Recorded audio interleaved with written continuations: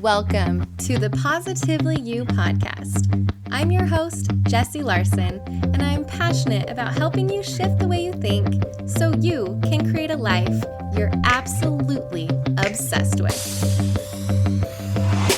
Each week, I'll be bringing you a guest or a thought that's going to help you feel more optimistic and equipped to take real action. Get ready to push past limiting beliefs, ditch that negativity, and start showing up as the best and most positive version of you. Girl, let's do this.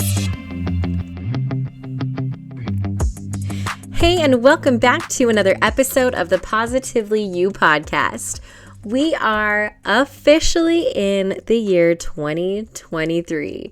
Can you believe it? How is everybody feeling about the year 2023? How are you feeling about a new year, about wrapping up 2022? I think it's a little bit all over the board for me, but in general, I think everyone's kind of, I don't know, this new year feels like it's got a little bit of a different vibe than past New Year's. So I'm curious if you feel the same. Normally, for me at least, I totally feel this renewed energy. I'm super excited to plan out quarter one and just get going on goals. I've loved in the past doing my vision boards and getting everything going so that in January 1st, I'm ready to go. And this year, I have really leaned into winter and into the rest of winter and going full hibernation mode, full shutting things off. If you can't tell, the podcast has been on hiatus. I jumped in once in November, once in December, which is so not like me. The podcast has been one of the most consistent things in my life for the past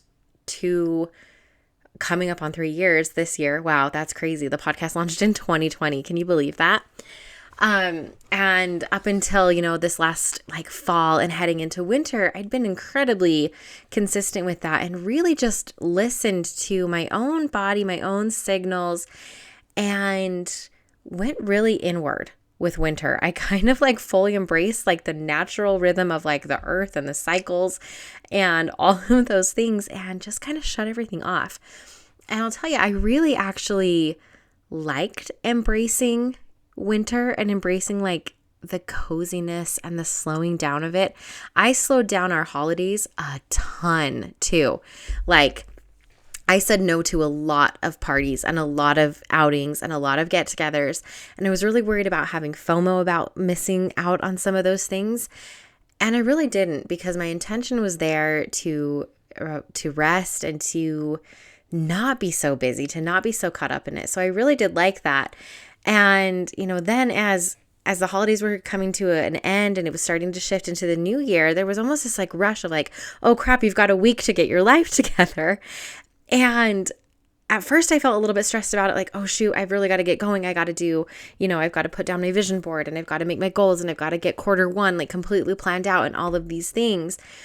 And then I just kind of took a step back and I thought, it's still winter. Winter solstice was on December 21st, the darkest day of the year, the longest time where the sun is away and it's just dark. And we're in this depth of winter, and it didn't feel aligned to me this year to jump right into new beginnings and a fresh start and all of that.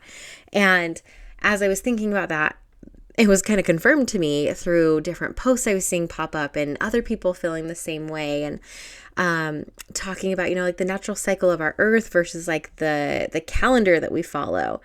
And that, it used to be that we would follow the seasons more closely. We'd follow the solstices and the equinoxes.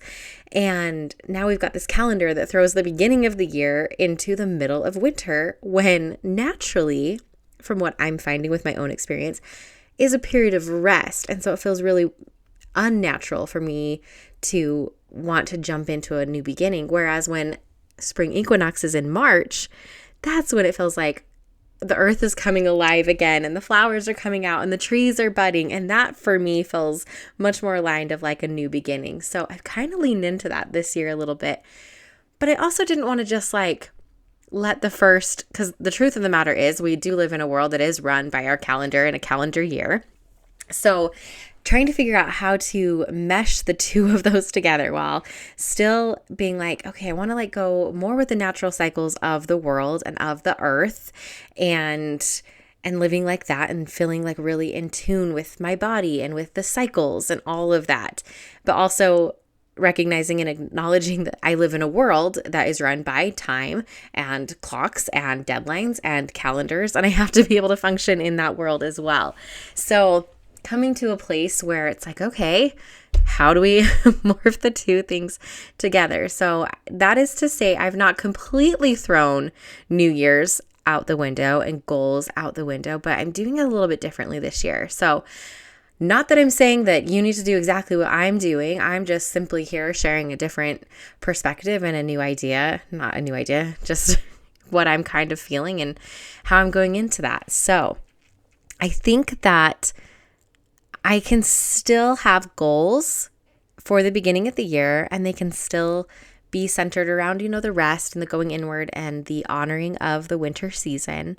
And still having goals to start out the new year with. So that's been kind of a fun little experiment that I've been doing. And one thing that I've noticed is the idea, and this is nothing new, and I've shared this before, of starting small. You can go back to a number of episodes. I talk about this all the time. Episode number 1 talks about making your bed and having that be your goal for the year, which if you are looking for a goal to start and you're not sure what you want to do yet this year, if you're still kind of like, I don't know about resolutions or goals, I invite you to try making your bed every single day. There is so much power in that. It is such a simple thing, something you can accomplish. It seems too simple to make any real difference.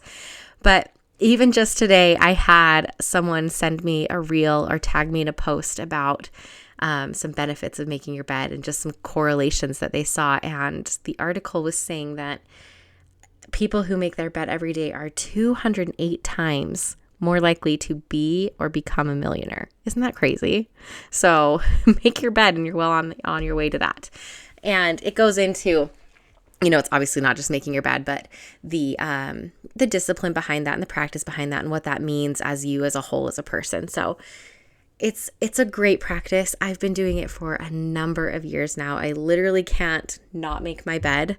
And even when I go places like a hotel or something like that, I usually don't make it all the way, but I'll kind of pull it back up and put it together because it's become such a habit. So looking for those small little practices that you can put into place and little needle movers rather than these big, huge goals and these big, huge, word of the year has been a big thing the last couple of years about coming for something that you want to encompass your entire year.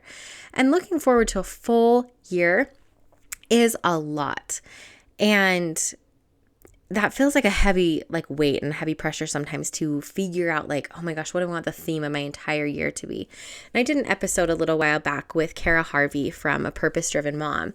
And I'll pull the episode for you and put it in the show notes because I can't remember exactly what number it is. It's in the 70s, I believe. And she talked about the idea of segmenting that a little bit and coming up with a word of the quarter and breaking that down a little bit. So right now, where I've been feeling more that this season is restful and not quite filling into the new beginning yet, I love that idea. Because I do love the idea of a word of the year. I think setting that intention and having a word that is kind of guiding you is a fantastic point to have and a good anchor in your life. So if that feels overwhelming to be a whole year, break it down. The next 3 months, what is a word that you want to lean into and feel for these next 3 months? That's so much smaller, so much more attainable for you. That feels so aligned for me this year to come up with a word of my quarter.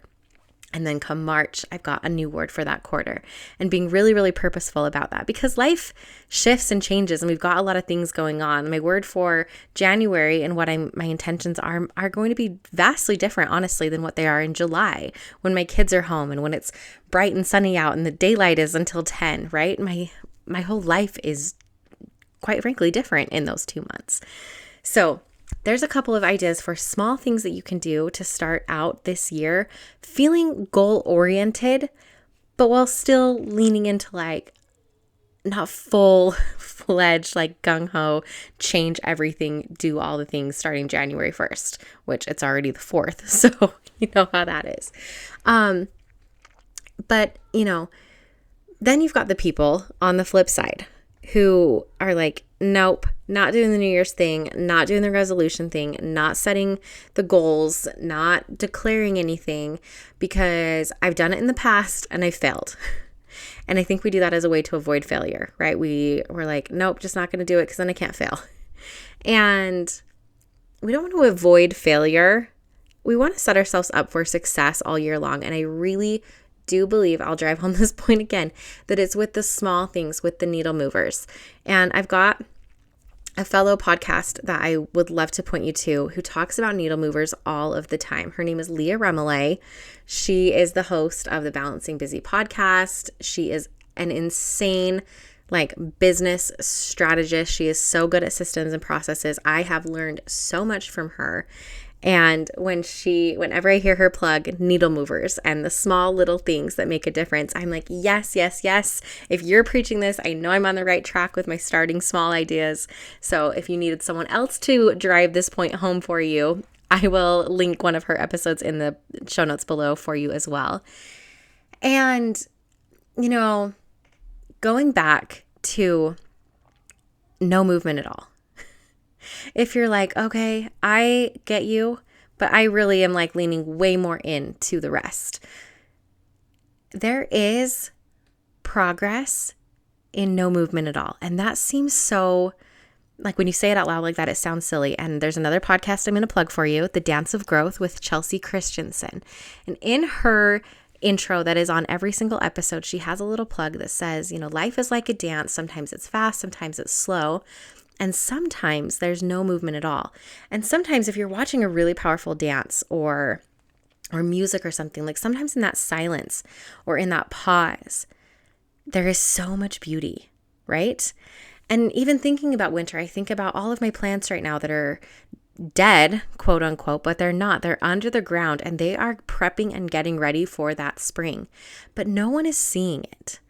And it's slow and it's quiet. So if you're in a place where you're feeling like, I'm not ready to get up and go and get this year going yet, you're just in that beautiful place of no movement at all, where there actually is. It's just so slow and so quiet and so intentional. So I know sometimes if you're in that place of rest, it can feel like, oh my gosh, who am I? I need to get going. Everyone else has got this under control. And the new year is feeling so great and everyone's kicking it off to such a good start. Honor where you are at and where you are feeling, because you are right where you are supposed to be.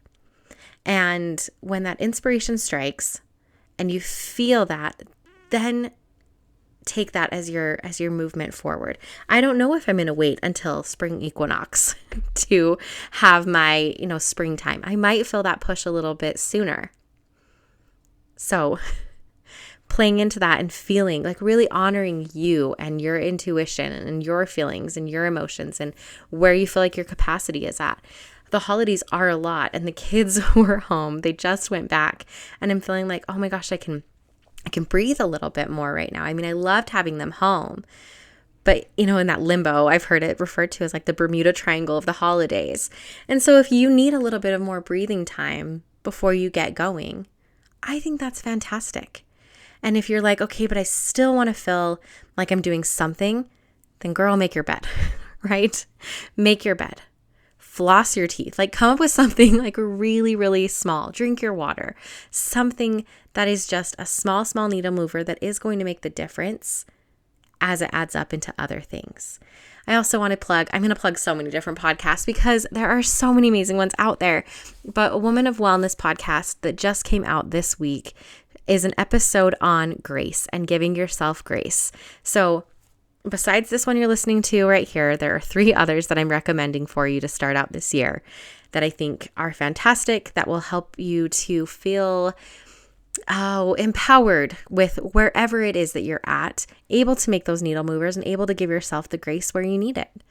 So as we head into this year, 2023, I'm so excited. I know that the last couple of years have felt like a lot. They've been heavy, and they've been, demolishing years for some of us. They've been completely burn it all to the ground type of years. Some of it has been foundational building. Some of it has been deconstruction. Some of it has been a lot of growth really, really quickly from pivots that we've had to make. Like 2020, 2021, 2022, it's been so much. And I think that first of all, before we even move into 2023 and wanting to make goals, that we need to stop and pause for a second and reflect on, number one, you are here, breathing, standing, showing up every single day. Like that in and of itself is a huge accomplishment. So round of applause, number one. And look at the things that you did. And I want you to look at the things that you did and not measuring it against like what you wanted to do and what you actually accomplished and seeing where that gap is.